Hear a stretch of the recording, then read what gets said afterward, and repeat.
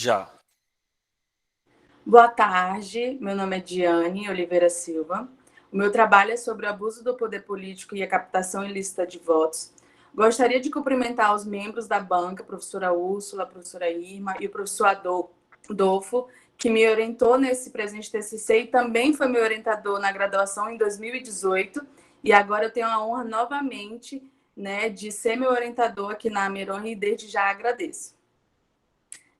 Primeiramente, eu vou iniciar, meu trabalho explicando por que foi minha escolha, Houve vários questionamentos atuais, bem polêmicos, referente a diversas opiniões sobre o meu tema, o poder político e a captação ilícita do sufrágio, que deve ser combatido em razão de liberdade do eleitor, de escolhas de candidatos, por constituir um meio de desequilíbrio entre os próprios candidatos e os eleitores.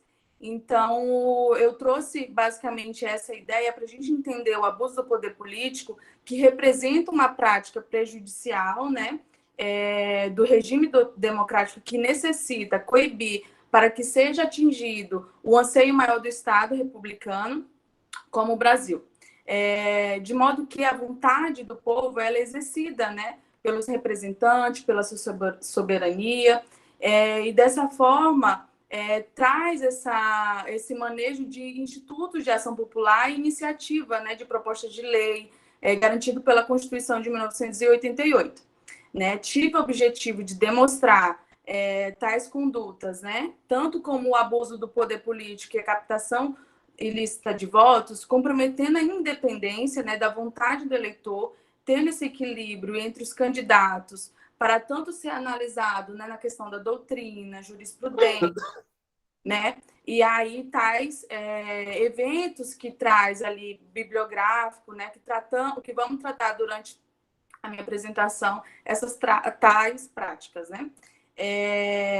O uso da minha metodologia, ela é bibliográfica, quantitativa, trouxe referências de autores como Roberto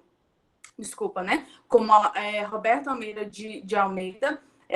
Ele traz um livro, de direito eleitoral, da Juspódio, e também trouxe um pouquinho da Flávia, do abuso do poder político, que está na sua terceira edição. Então, peguei alguns pontinhos e, dentre outros, que está na minha referência bibliográfica, tá bom?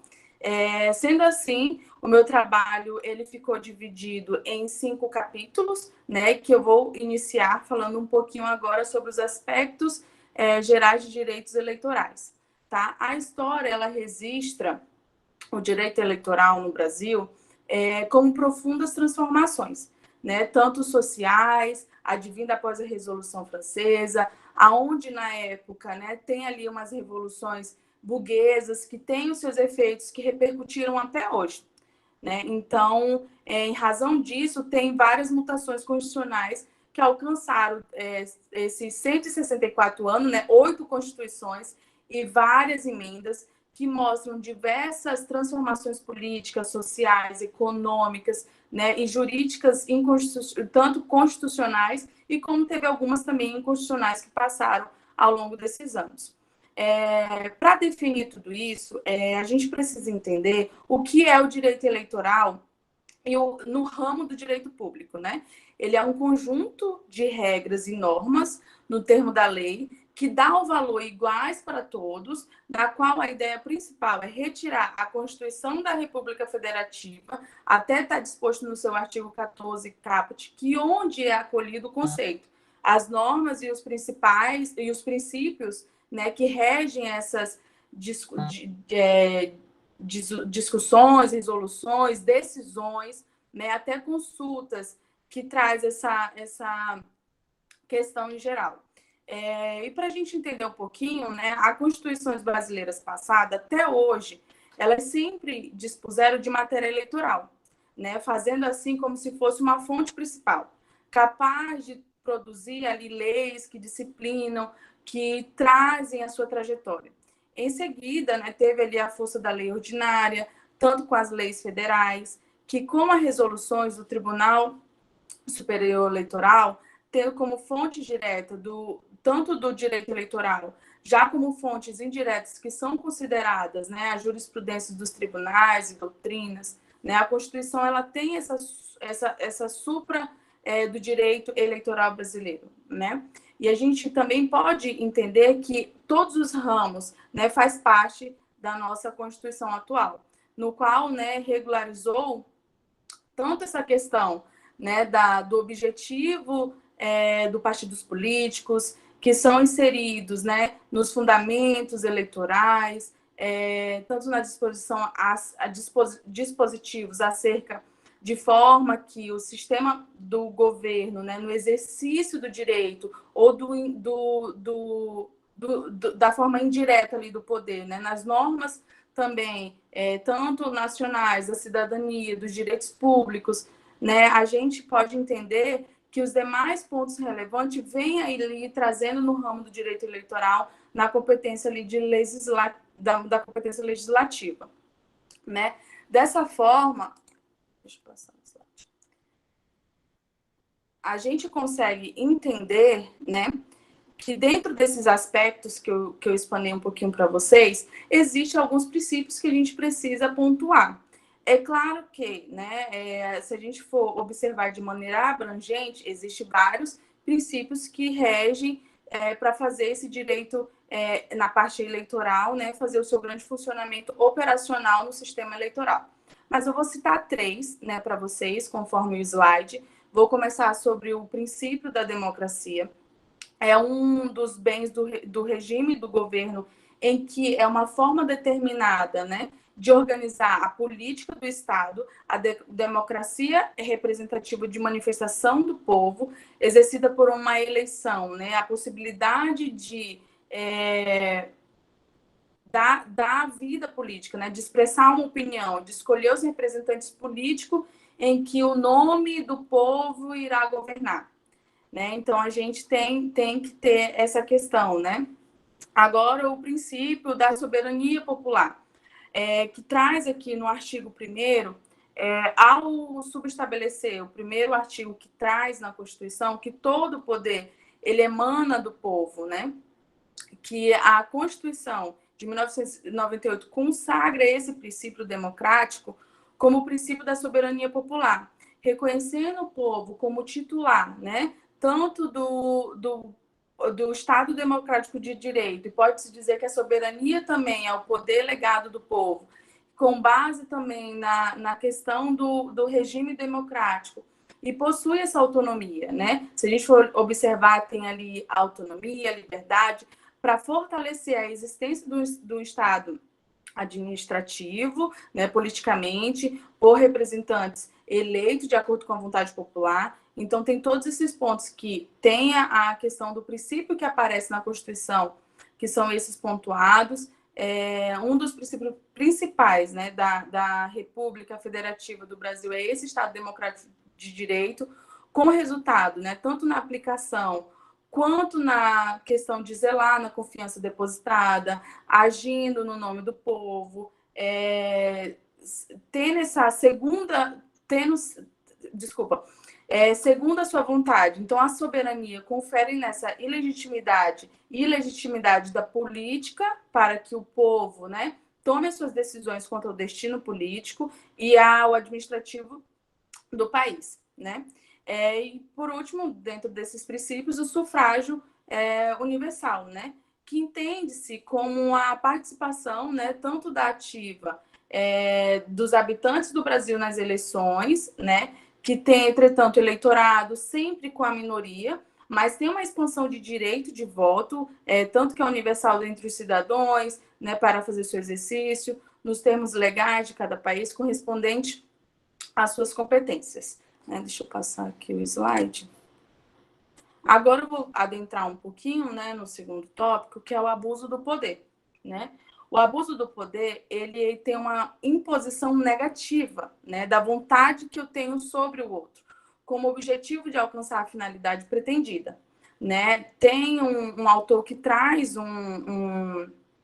uma definição, né, que fala que determinadas condutas práticas com excesso, né, de desvio e com finalidade são consideradas como abuso do poder, né, que elas desequilibram as eleições, distorcendo a vontade do eleitor, né, e, consequentemente, o resultado do pleito, né, ali da finalização das eleições. É indiscutível, né, que o poder econômico e o poder político e o uso, né, do abuso referente aos meios de comunicação influencia de maneira relevante, né, referente às espécies do abuso do poder dos resultados das eleições. Né? Então, sendo assim, para que possamos compreender o abuso do poder político e captação ilícita do sufrágio, vemos que, de maneira sucinta, né, o abuso do poder econômico e as práticas de condutas vedadas, né, tanto pelas práticas dos agentes públicos em campanhas eleitorais, que utilizam dessas oportunidades para conquistar o voto do eleitor. Né? Então, esse abuso do poder político, né, tem essa questão que significa, no entendimento até do Gomes, né, que ele traz, que referente ao poder estatal, né, trata-se de um supremo de uma sociedade organizada, né, subordinada e sendo organizada entre os demais, né? E a gente tem outras definições de vários autores referente ao abuso do poder, né? Tanto que são de uso indevido de cargos, né? Que são de uso indevido de função pública, com a finalidade de obter voto para conquistar aquele candidato, né? A gente já viu inúmeros casos que, se você votar em mim, você continua nesse cargo público, né? Se você votar em mim, você vai permanecer com o seu vínculo. Então, a gente já vê esse desequilíbrio, né, de disputa, né? Sem probidade, não há abuso de poder político, né? Então, a gente tem que observar esse ponto também. Então, o abuso do poder político, né, ele se configura pela utilização de recursos públicos em excesso, para o benefício de determinada candidatura que influencia no resultado do pleito, né, causando ali uma desproporcionalidade, né? Então a gente tem que ter esse entendimento, né, que o abuso do poder político ele ocorre por detentores que possuem o poder, né, e tem um mandatário que vale-se dessa posição para agir, de forma que tem ali uma pessoa que ela influencia esse eleitor, né, que prejudica a liberdade do voto. Né, e acaba também prejudicando a Constituição, porque a gente tem essa liberdade. Então, tem essa definição como autoridade desse exercício para deprimir o meu voto. Né? E nessa linha de raciocínio, cumpre-se, né, que o abuso do poder político e todo abuso que exerce essa função, tanto de administração pública, direta ou indireta, visando o seu favorecimento, a gente já verifica que existe ali um abuso de poder. Né? Então, a gente pode verificar que existem umas limitações, né, e condutas, como relata aqui no slide, que tem essas questões vedadas, né, pelo poder político. E a lei, né, previu algumas regras que coíbem, né, o abuso do poder político nas campanhas eleitorais, de modo que estão elecados no artigo 73 a 77 da Lei 9.597, né, que possui ali uma observância tanto nas certas condutas, que a gente pode elecar ali em utilização de materiais, serviços, né, ali alguns custeios que eles adquirem, tanto transferências, né, de valores, publicidades ali no meio do período de propaganda eleitoral. Então, assim, se a gente for elencar, existem vários pontos que interferem, né, são vedadas essas condutas. E essas condutas são vedadas tanto por agentes públicos, né, em campanhas eleitorais, que são atos que são dispositivos na lei, uma vez que são praticados por afetar ali, né, o princípio da isonomia, que tem essa oportunidade entre os candidatos que disputam, né, o cargo eletivo. Então, acaba trazendo também essa questão prejudicial. E também eu posso falar um pouquinho sobre o abuso do poder econômico, né? Não é muito adentrado, mas eu vou explanar um pouquinho para a gente entender um pouco que considera-se o abuso do poder econômico todo aquele recurso, né, que são produtivos, bens, serviços, empresas particulares, ou recursos próprios do candidato, que seja ali, né, bem remunerado. Então, tem essas questões também, né, que traz na Lei 9.504 de 97. Então, a Constituição, ela reprime, né, o abuso do poder econômico que visa a dominação do mercado, né, a eliminação ali da concorrência ou do ato, né, que tenha fins lucrativos. Até o Tribunal Superior Eleitoral, né, constitua como bem como abuso do poder político em matéria, né, eleitoral, que se refere-se na utilização excessiva antes, durante a campanha eleitoral, de recursos materiais ou humanos, que representa o valor econômico, né, buscando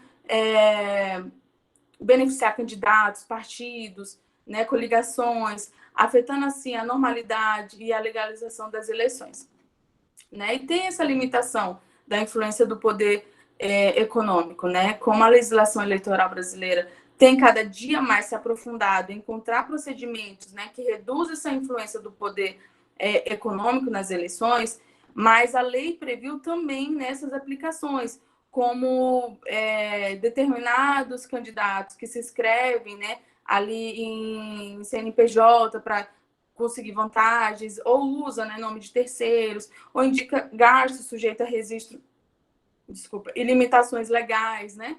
Então, assim, determinados candidatos que se inscrevem, né, de maneira para uma abertura de contas específica para fazer esse registro, né, financeiro numa campanha eleitoral. Então, tudo isso tem essas questões, né? E eu vou falar um pouquinho também agora sobre as sanções aplicadas, né, ao abuso do poder político e econômico, né? No que concerne a sanção e procedimentos, né, acerca do excesso do poder político, que é econômica, a condenação pelas práticas abusivas, né, desses poderes, que ocorre ali a cassação, né, do registro ou do próprio diploma, né, já havia sido otorgado, sendo também candidatos responsáveis, né, sem ali amplo prejuízo de multa.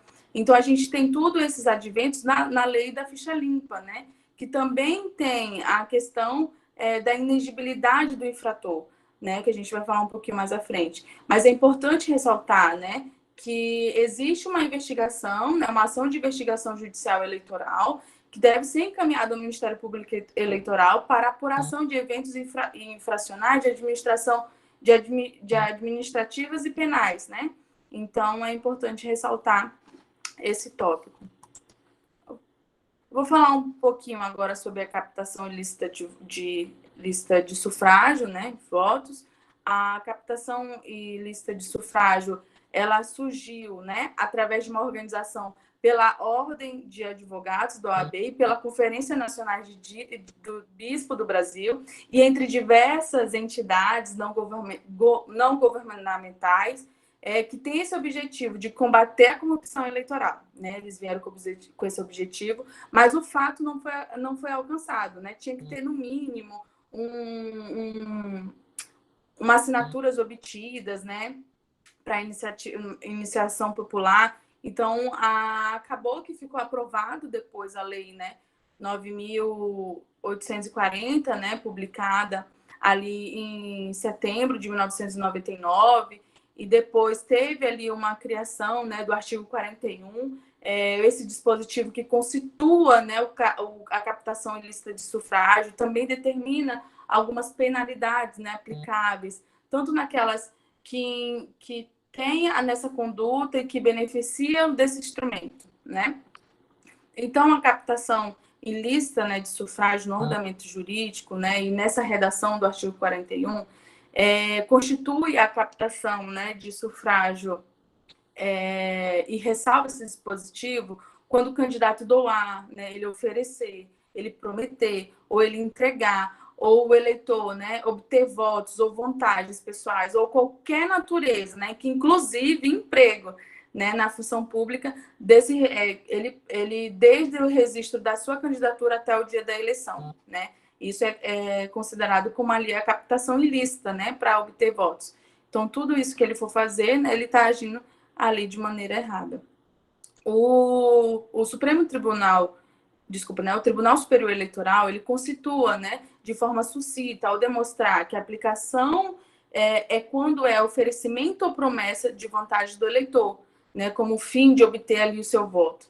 Né? E destaca-se também, enquanto o abuso do poder político e econômico tem que ser ali aprovado com essa demonstração, né, que foi realmente concretizado, né, a captação ilícita do sufrágio, basta a prova do oferecimento ou promessa, né, que teve vantagem pessoal ou de qualquer natureza, né, tanto para o candidato e que vem a aplicação de sanção ou de cancelamento ou de registro dessas condutas.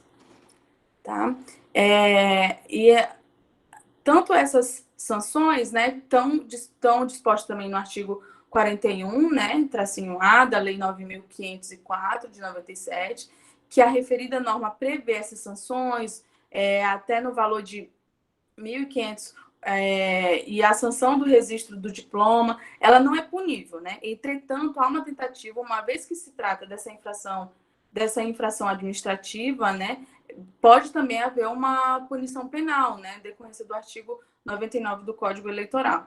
Então, ela tem esse artigo, né, expresso, existindo ali 3 possibilidades, né, tanto a aplicação da multa, a cassação do registro ou diploma, ou a decretação de inegibilidade, né, na captação ilícita do sufrágio. Então, eu vou falar um pouquinho dessa inegibilidade, né, que ela é muito discutida acerca do cabimento ou não, né, referente à declaração, mas argumenta-se que, né, que era inconstitucionais, né, anteriormente, que era previsto uma lei complementar e não era ordinária, e aí acabou sendo, né, uma decisão, né, julgada pelo colegiado ali pela Justiça Eleitoral, que logo foi, por exercício da captação ilícita, né, do sufrágio, a pessoa ficará inelegível, né, no período de 8 anos desde das eleições.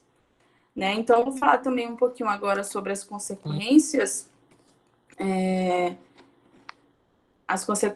né, do abuso do poder político e da captação ilícita dos votos, que tem ali, né, consecutivos escândalos, né, envolvendo representantes eleitos pelo povo ou pelos servidores públicos, né? Ou seja, aquele que obteve vantagem. Então, ainda é um assunto que tem vários escândalos, que tem essa necessidade de controle social do processo eleitoral, mais especificamente, né, uma fiscalização mais rígida, né, a gente tem que ter durante a campanha eleitoral, né, um controle efetivo, a aplicação do princípio da democracia, né, por meio de uma propaganda eleitoral, evitando ali, né, o uso desse abuso do poder, né, pois a democracia, ela tem esse poder, tem que estar separado, né, de forma que o povo possa exercer a vontade, né, através do voto, que esse voto seja livre, igualitário, espontâneo, né, e de maneira soberana, né? E a gente vê algumas coisas ao contrário, né? Às vezes a gente vê compra de votos, que faz parte, né, de um grande histórico nacional, as vantagens ofertadas ao eleitor, né? A gente vê ali doação de cesta básica, calçados, até dentaduras, né? Panelas, às vezes ali exames médicos, né? Às vezes até em troca de gasolina, tudo por causa, né, ali de um voto, ou de promessas, né, de empregos também. Então, cumpre, né, às vezes até cumpre, né, esse tipo de promessas, e às vezes fica só ali por promessas mesmo, né, não cumpre, e aí o eleitor fica, né, chateado, porque acaba também se envolvendo ali nessas questões de vantagens, né.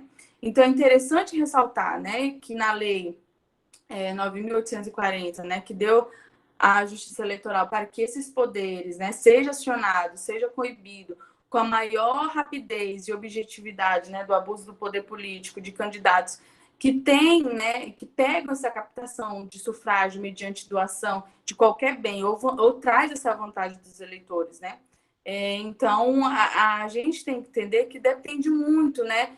Acaba que a pessoa vê uma vantagem, né, e acaba esquecendo, né, do seu voto, que ele é essencial para a democracia. Então, dessa maneira, é uma questão de indagar, né, e como evitar esse tipo de interferência do abuso desse poder, né, tanto político quanto econômico, e ter essa noção, né, que o sistema democrático, tanto por meio da utilização, né, e tanto pela comunicação, tem ali, né, o seu valor. Então, acaba que esses meios de comunicação, né, seja ele ali por propaganda eleitorais ou diretamente com o eleitor, né, acaba ali trazendo, né, essa indagação e a gente fica aí questionando, né, o que a gente pode fazer para melhorar, né?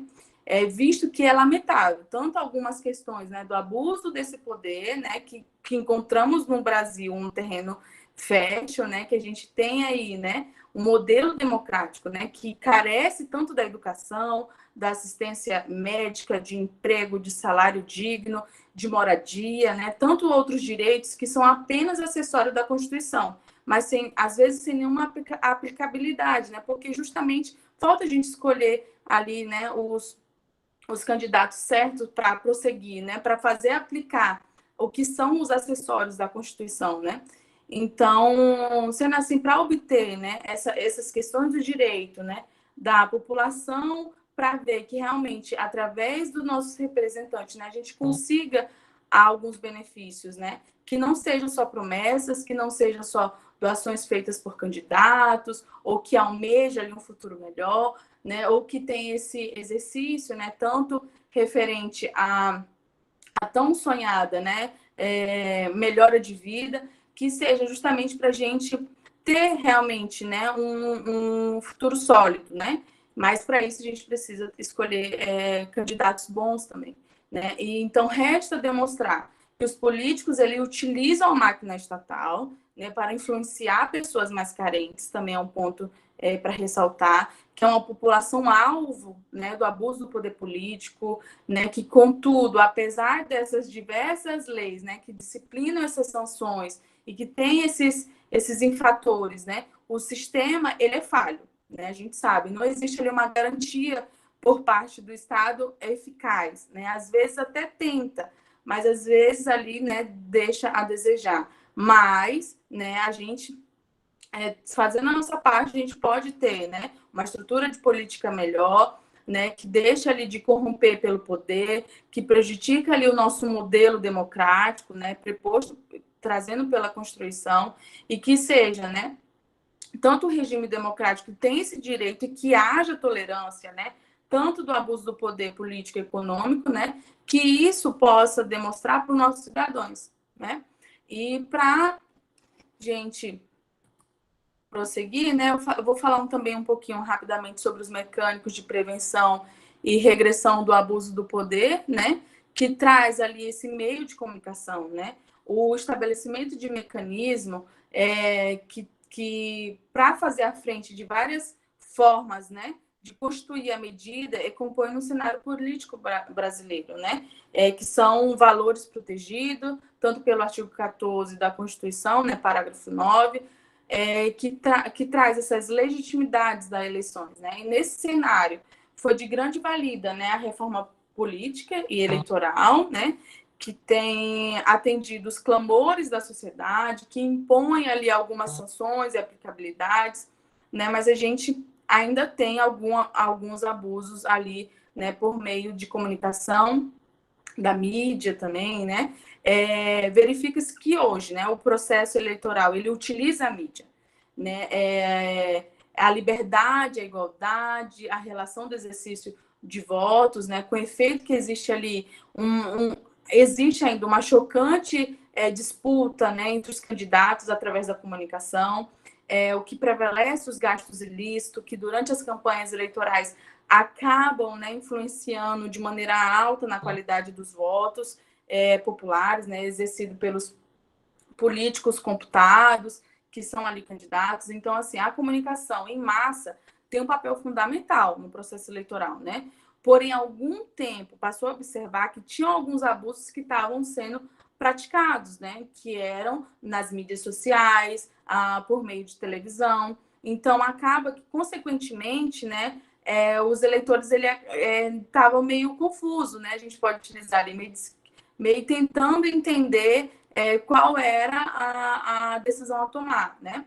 Então, até trouxe um entendimento da Flávia, né? Que fala que esse procedimento do abuso do poder desse abuso de poder, né? Tantos casos de observâncias, que tem essa questão constitucionais, que acarreta as preocupações, né, dos danos que traz esse processo eleitoral nessas questões, né? Porque o meio televisivo é usado quase livremente, né? Sendo ali alvo para algumas informações nos seus horários eleitorais, políticos, por vezes ali, né, escandalosas, né? Que de forma que acaba tendo a crítica direcionada a uma imagem de um político e acaba ali esquecendo, né, o verdadeiro sentido da campanha eleitoral, né? Com vocabulários impróprios, né? Que acaba o eleitor, né, tomando ali uma decisão que às vezes nem é a que realmente ele queria tomar, né? Então, esse processo político, ele destaca alguns escândalos, algumas questões, né, pontuadas e vergonhosas na mídia, pois para o Brasil não há que se falar só em mudança ao vento, né? A gente quer mudança de educação, de saúde, a gente quer de segurança, né? Então, a gente tem que realmente estar disposto para ouvir isso, né? Tanto nas questões dos meios de comunicações, quanto nas propostas dos nossos eleitores. Então, é de suma importância, né, que a Justiça Eleitoral ela tem esse dever, né, de coibir essas irregularidades, né? Então, através dessa minha pesquisa, né, eu concluí que através da análise histórica, um dos fundamentos, né, é que os princípios eles regem o direito eleitoral e demonstrou ali a importância, né, relevante do direito eleitoral, que acompanhou algumas mudanças, né, referente à Constituição, mas sendo a sua principal fonte, né, os princípios, né, destacando o que eu mencionei, né, da democracia, do sufrágio universal e dentre outros, né, da moralidade das eleições. Então a gente tem que ter, né, esse ponto referente a essas questões. Então, após essas considerações, né, com esses estudos, a gente pode observar que a gente pode evitar, né, essa violação dos nossos direitos de igualdade entre os partidos e os candidatos, entre os eleitores, né, com uma instituição de campanhas eleitorais que a gente pode observar ali com uma reestruturação, juntamente com a Justiça Eleitoral, juntamente com os servidores que compõem o tribunal, né, por meio de elaborações de normas, justamente para a gente ter capacidades sólidas, né, coercitiva, de também ajudar ali na questão de fiscalização. Então, seria mais esses pontos para mim esclarecer nesse momento. Portanto, eu gostaria de agradecer a oportunidade de defender o meu trabalho e encerrar com uma frase que faz, né, muito esse momento, né, que o meio ideal político e a democracia, né, para todo homem seja respeitado como indivíduo e nenhum venerado. Albert Einstein que escreveu essa frase, né? Aproveitando, eu não sei quantos minutinhos eu tenho. Cadê o Robson? Acho que ele saiu. Mas eu queria agradecer, né, primeiramente a Deus por me fazer trilhar, né, esses caminhos que foram alcançados, a oportunidade de terminar a pós-graduação na Escola da Magistratura de Rondônia, né, agradecer ao meu orientador, como eu já falei, que a gente está aí desde a graduação, né, em 2018, ao meu esposo, né, que sempre me incentiva a lutar pelos meus objetivos, né, meus pais, Edilson e Maricélia, que sempre acreditaram nos meus sonhos, as minhas irmãs, né, Larissa e Rebeca, por toda a paciência de divisão que na época, né, eu compartilhava o quarto com elas, e a minha sogra, né, Elcia, que sempre esteve ao meu lado das minhas realizações pessoais e profissionais, e também ao Arthur, né, que também considero como irmão, agradeço também, e agradeço a todos pelo apoio incondicional, inconstante, pelo incentivo, pela realização desse curso e pela elaboração desse TCC, né, de conclusão. Agradeço. Obrigada. Excelente, Diane. Muito bem, parabéns. Obrigada. Chega as bochechinhas tão quentes. Apresentou muito bem, querida. Fica tranquila. Obrigada.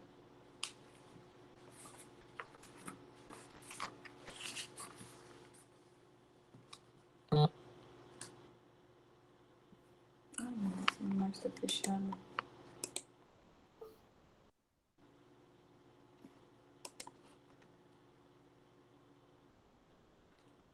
Adolfo vai passar a palavra para a gente fazer alguns questionamentos. Bom, já dei bom dia, boa tarde a todos, né? Nós orientamos o trabalho da Daiane, não é? E, assim, de uma forma geral, eu gostei, o trabalho foi bem apresentado, aborda todas as questões, né? Eu acho que para um trabalho de conclusão de uma especialização, como é a nossa, está de bom tamanho, um trabalho que veio embasado e fundamentado com a doutrina, não é? Com elementos da doutrina. Eu não tenho nenhuma indagação, não tenho nenhum questionamento a fazer a ela. Eu acho que, no meu entender, o trabalho ela foi bem apresentado, com domínio do conteúdo, não é? E inteirada do conteúdo, né? Então, de forma que eu não tenho nenhum reparo a fazer, não é? E também não tem nenhum questionamento, e dar os parabéns à Daiane, então, pela conclusão desse trabalho, que, ao meu ver, é suficiente para essa conclusão dessa especialização, que é a do que nós estamos tratando. Obrigada. Eu queria agradecer por estar participando da banca, junto com meu querido colega Adolfo, quem admiro muito, extremamente estudioso. Agradecer por estar junto com a Ilma, aqui, né, abraçando a Escola da Magistratura e vendo, né, Diane, você brilhantemente apresentando um trabalho muito interessante, uma temática importante. Você tem uma redação muito agradável, viu?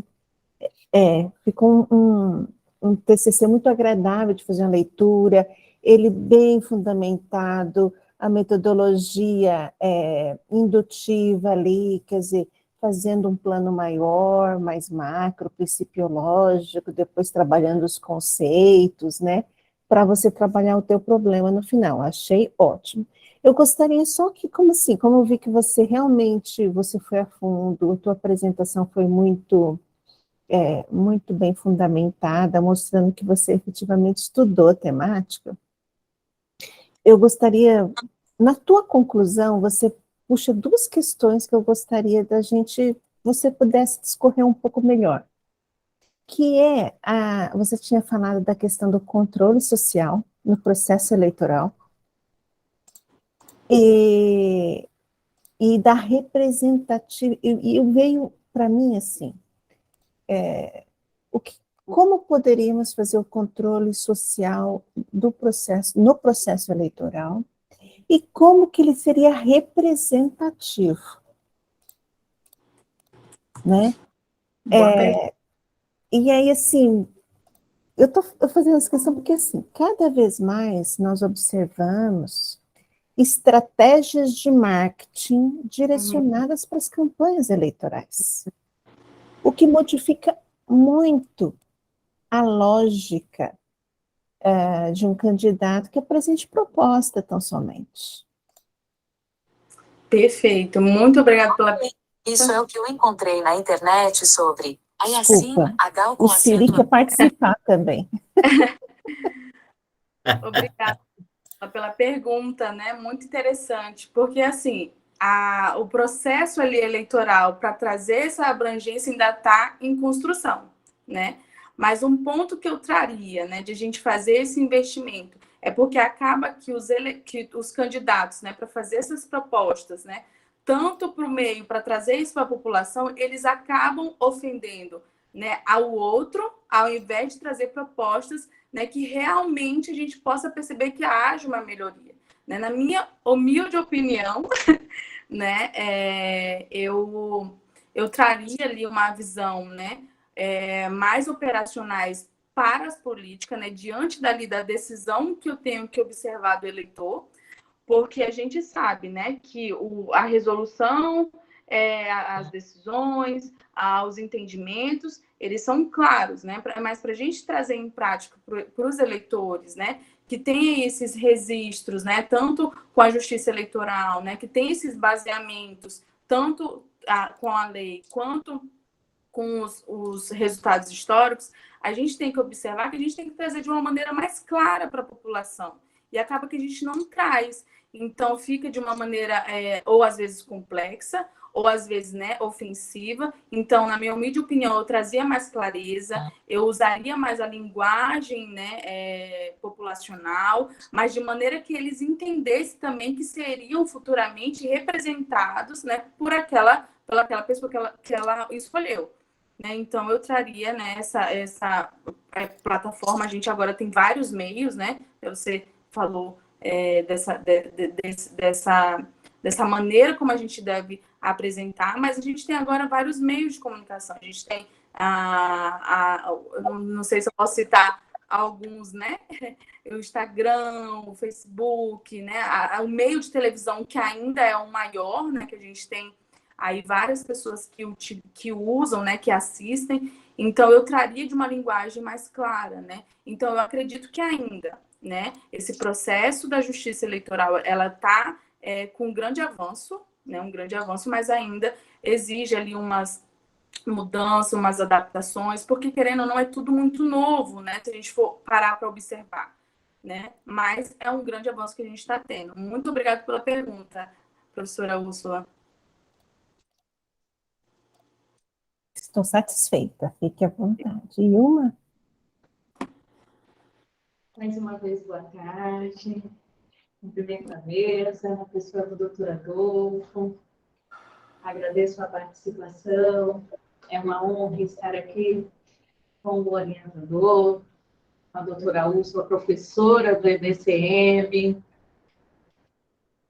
A Diane, assim, já parabenizando pelo trabalho, né? Pela escrita, você realmente escreve muito bem, tá? Uma outra coisa que eu observei foi a formatação do trabalho, você foi muito cuidadosa com a questão, né, das normas, então, metodologicamente, não há, de fato, o que falar. Parabéns para você, parabéns para o seu orientador, né, que muito bem conduziu o desenvolvimento desse trabalho. Claro que a gente sabe que o esforço é da aluna, mas a luz vem a partir do orientador. Quanto à temática, né, é muito importante. É por demais relevante tratar quando a gente tem discutido e refletido sobre os processos democráticos. Você fechou sua apresentação com uma frase bastante interessante, né? O nosso ideal precisa ser a democracia. Então, Einstein, quando ele pensou nisso, lá atrás, ele não sabia que se manteria tão atual quanto é hoje. Nós discutíamos hoje, né, e confesso para vocês, independente de opinião política, de ideologia, qualquer coisa, às vezes eu sinto uma fragilidade nesse processo por conta dessas estratégias de mídia e de marketing que acontecem. Porque por mais que se promova uma campanha também democrática, disponibilizando ali informações, né, propostas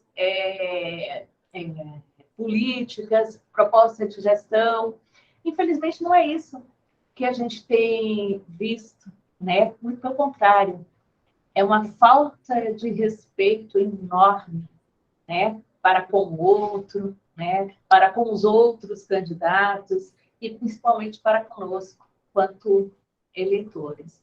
Eu não tenho pergunta, né? Só gostaria mesmo de parabenizar. Gostei muito da sua apresentação. Você começa a falar numa empolgação assim que vai envolvendo a gente também, né? Muito fidedigna naquilo que você escreveu e aquilo que você se propôs a pesquisar. Então, eu só te parabenizo.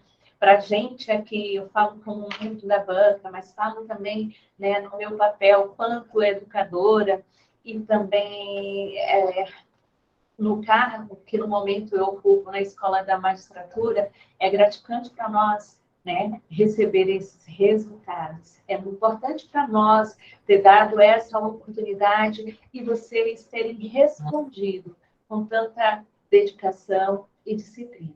Parabéns, Jane, parabéns ao seu orientador e muito obrigada pela oportunidade. Muito obrigada mesmo. Úrsula, eu estou pensando, é você que está presidindo a mesa, não eu, né? É você. Hã? É você. Eu acho que é você, Úrsula. É o orientador que preside. Bom, muito Me bem. Como é que nós desculpe. vamos fazer a avaliação? Eu posso criar uma sala paralela e encaminhar para os senhores o link agora. Eu vou criar, tá? Aí depois vocês retornam para aqui. Pode ser? Não quer criar sala aqui? Temática? Então, é isso mesmo. Ah, tá. Beleza. Já estou indo. Tá.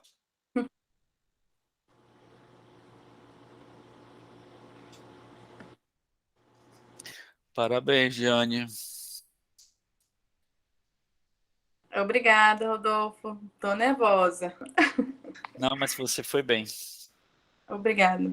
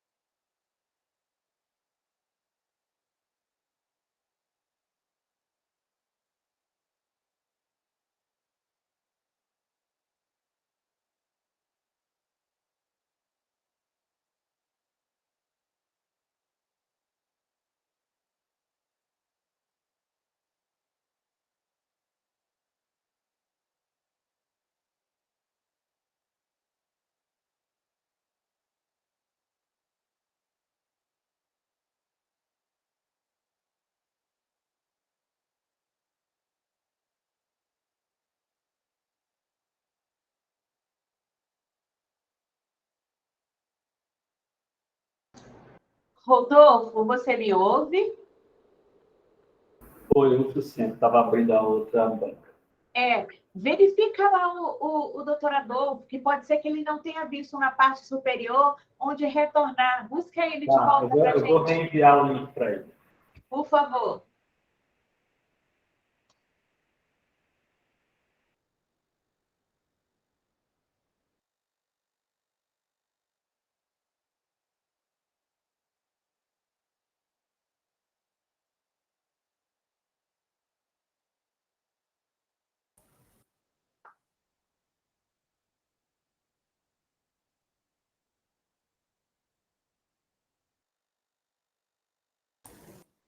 Jane, deixa eu só pontuar. Acabei de mandar para o Rodolfo algumas questõezinhas lá para depois ele te repassar, tá certo? Desculpa, que eu apertei aqui e acabei saindo de tudo, tá?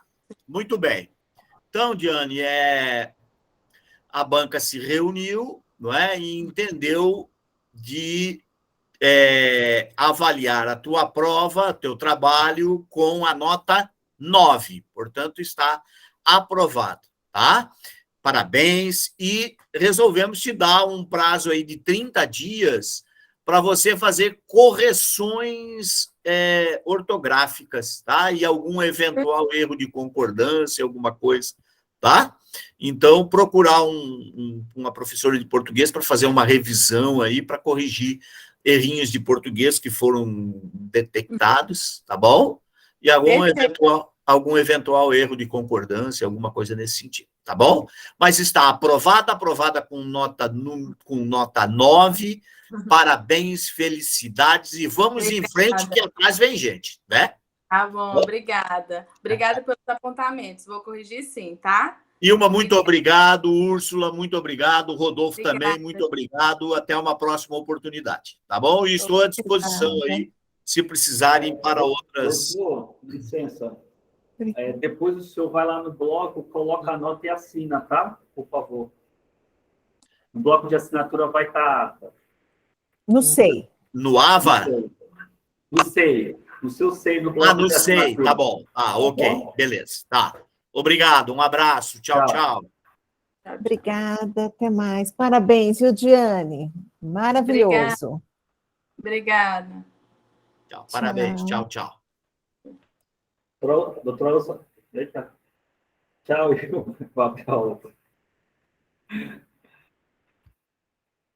Tchau, Rodolfo.